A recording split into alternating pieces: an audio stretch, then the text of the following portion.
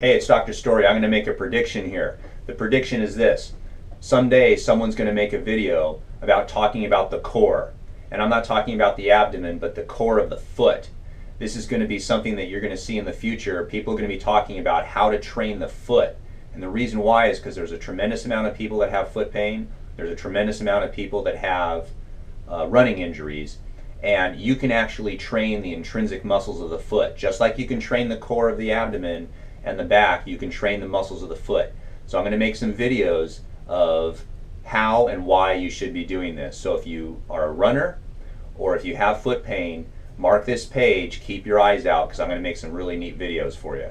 Now what I've done here is I've made some marks. I made a mark on the metatarsal head right here and the back of my calcaneus here to show you what an arch looks like. Obviously everybody knows what an arch looks like.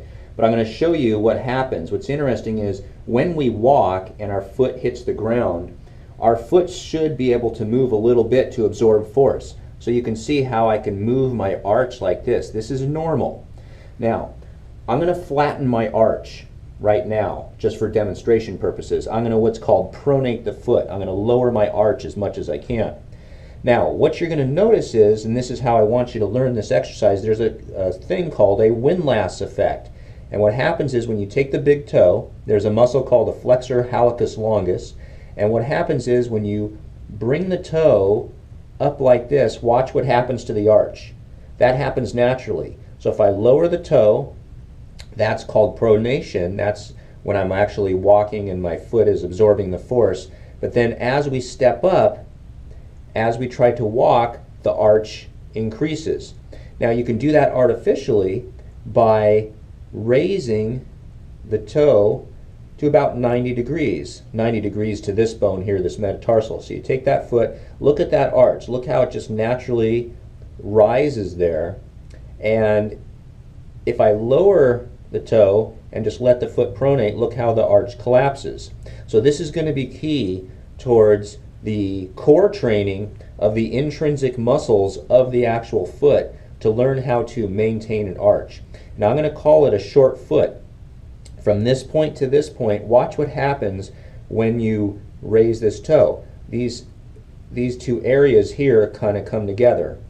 And so this is called a short foot because from this point to this point, it's actually shorter than if I lengthen it like this.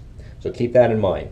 So when you first start training the core of your foot, what you're going to do is you're going to have your foot, you're going to stand on your foot like this. The arch will collapse a little bit. What you're going to do is you're going to raise your toe to create that windlass effect. And then you created a nice arch. Now what you're going to do is you're going to use your muscles just like you're using the muscles of your core of your abdomen. You're going to tighten these muscles of your foot and then just lower the toes while maintaining that arch. For many people, this is actually a very difficult thing to do, but you want to train yourself in the ability to do that.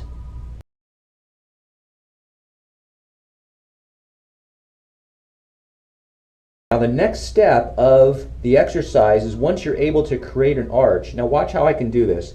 I can actually flatten my arch and create a short foot by using the muscles of my feet, because I have actually pretty good control of my foot because I've trained this before.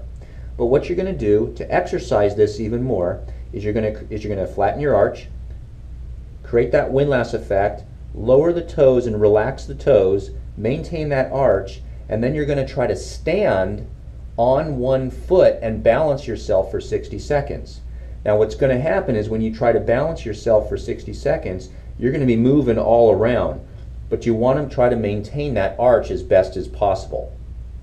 And that's really the simplest way to exercise the arch and intrinsic muscles of the feet. So now I'll tell you about when to do these exercises. The reality is that very few people are going to exercise their feet specifically, unless it's a dedicated runner or someone who's a tremendous amount of pain is willing to put in that effort. But the reality is we're not going to take time out of our day to specifically exercise our feet. So my attitude is, why not kill two birds with one stone? Do these short foot exercises and stand on one leg trying to use the intrinsic muscles of your feet twice a day.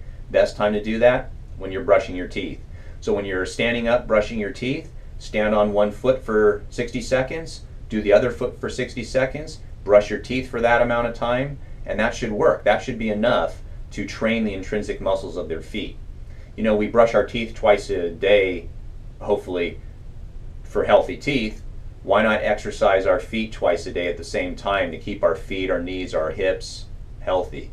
So that's when I would recommend to do the exercises.